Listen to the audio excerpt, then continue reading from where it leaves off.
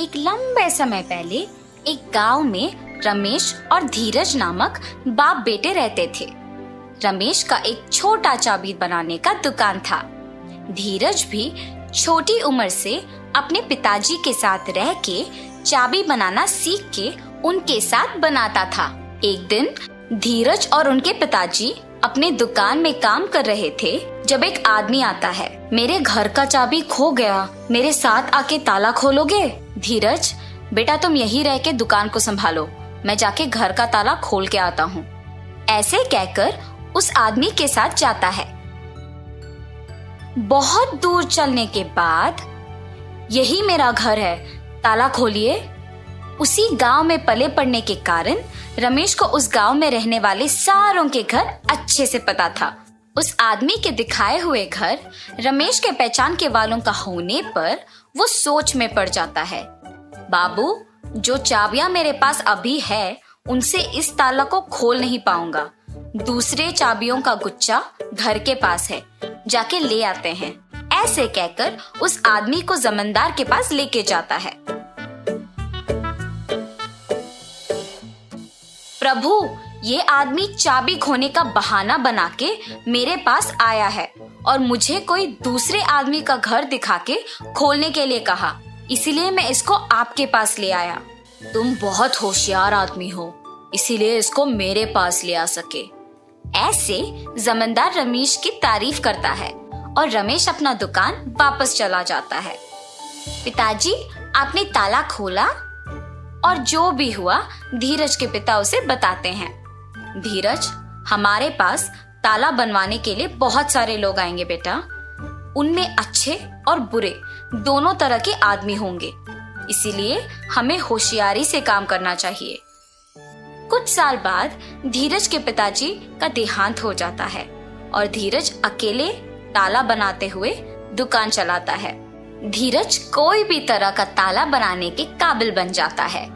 एक दिन धीरज के दुकान को एक आदमी आता है।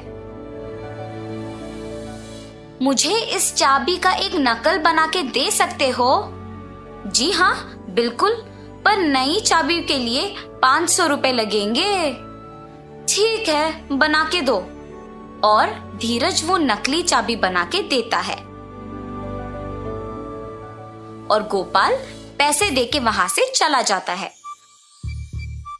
अगले दिन भी गोपाल धीरज के पास एक और चाबी लेके उसी की तरह एक नया वाला बनाने के लिए कहता है।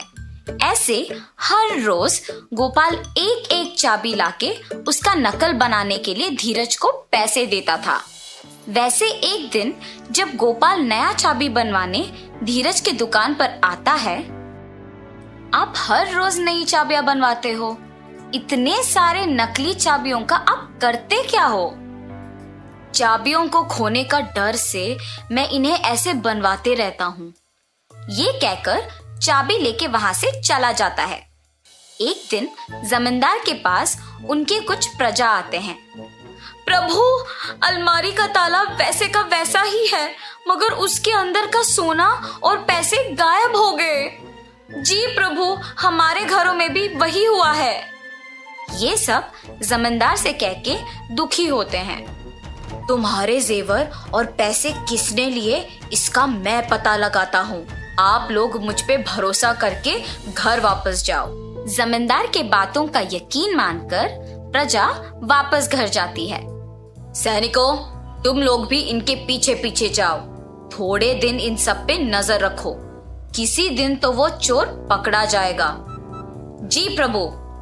सैनिकों ने जमींदार का कहा किया और सब पे नजर रखे रहे। उन्होंने ये देखा कि सारे लोगों के पास एक ही आदमी काम करता था। हम सबको इस आदमी पे अच्छे से नजर रखना होगा। सही कहा तुमने, सबके पास एक ही आदमी काम कर रहा है। इसको खोए हुए जेवर और पैसों के बारे में जरूर कुछ पता होगा। एक दिन ऐसे ही वो आदमी एक और नकली चाबी बनवाने धीरज के दुकान को जाता है और उसके पीछे ही जमींदार के सैनिक भी जाते हैं। इसका नकली चाबी बना के दोगे? ठीक है, थोड़ी देर इंतजार कीजिए, बना के देता हूँ। धीरज चाबी को बनाते हुए सोच में पड़ जाता है। मुझे इस आदमी पे शक है, पर इसके वजह से मुझे बहुत पैसे मिल रहे हैं। वो इन चाबियों के साथ कुछ भी करे, मुझे क्या। और नकली चाबी बना के उसे देता है। गोपाल उसे पैसे देकर वहां से चला जाता है। सैनिक भी गोपाल का पीछा करते हैं और उस पे नजर रखते हैं। जब आसपास कोई नहीं होता है तो गोपाल असली चाबी को उसकी जगह पे रख के नकली चाबी से तिजोरी खोल के उसमें से सब कुछ चोरी कर लेता है। और ये देखते ही सैनिक उसे और नकली चाबियां बनाने के लिए धीरज को जमींदार के पास ले जाते हैं। धीरज, क्या तुमने गोपाल के लिए नकली चाबियां बनाई? जी प्रभु, मैंने गोपाल के लिए बहुत सारी नकली चाबियां बनाई। और तुमने क्या एक बार भी उसकी नीयत के बारे में नहीं सोचा? मुझे माफ कर दीजिए प्रभु, मैंने सिर्फ पैसों के बारे में सोचा है। पैसों की आशा में मैंने गोपाल पे आए हुए शक को भी नजरअंदाज कर दिया। अगर मैं तभी जमींदार को ये बात बता दिया होता तो अब मुझे ये स्थिति नहीं आती।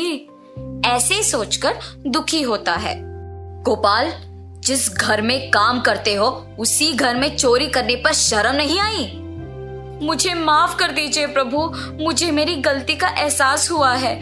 आइंदा ऐसे कभी नहीं होगा। धीरज और गोपाल को उनकी गलतियों का एहसास होने पर जमींदार उन्हें माफ कर देता है। ठीक है, अब से तुम दोनों ईमानदारी से काम करोगे। जी प्रभु, अब से मैं पैसों की आशा के लिए गलत रास्ता नहीं पकड़ूंगा और अपना काम इज्जत से करूंगा। अब से मैं किसी को भी धोखा नहीं दूंगा और ईमानदारी से काम करूंगा। ऐसे धीरज और गोपाल अपने अपने काम इज्जत और ईमानदारी से करते हुए खुश रहते हैं। तो इस कहानी का नैतिक क्या है बच्चों? किसी को गलती करते हुए देखना उतना ही गलत है जितना खुद गलती करना होता है। इसीलिए इज्जत और ईमानदारी से काम करो।